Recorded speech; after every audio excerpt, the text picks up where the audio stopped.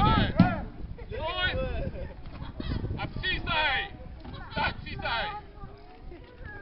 Takhle. Přísahej. Přísahej. Ne já.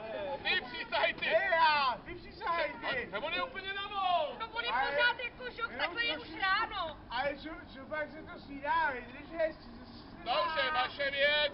Bylo na tebe vznešeno obvinění, že jsi zneužil svou ženu, že jsi si vzal, aniž by ona chtěla. Já?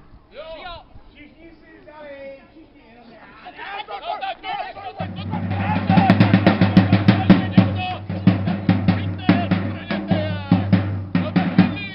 tady bylo řečeno, že si vzali všichni. A tobě vadí, když si vezme tvůj manžel. To tu neřešíme, řešíme to, že on mě zneuctil. Moment, vynesu rozsudek.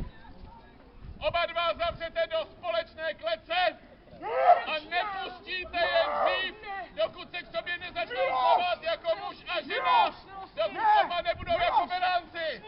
Odveďte je. Jo. Bude to trest největší. Tak. Přijďte další obvinění. Ne, dneska. Přijďte.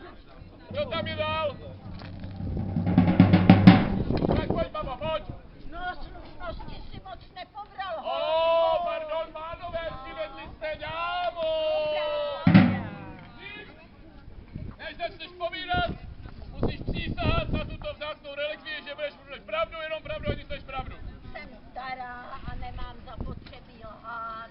No ale když tě to potěší, tak přísahám, že budu mluvit pravdu a nic než pravdu. Výborně, spokojenej. Doneslo se našim uším, že si počestný žatecký lid strašila jakými si zprávami o konci světa. Ale to jsou jenom hlouposti, klepy, drby. Ale kroť si tu svoji nevymáchanou hubu.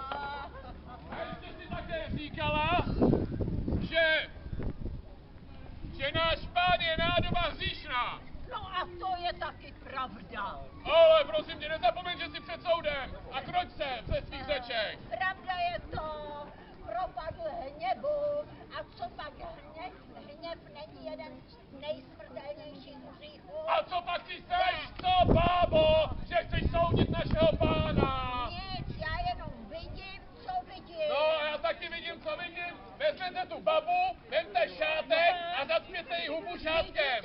Vidíte to lidi, i hejtman propadl hněvu, je to hřích. Ty babo,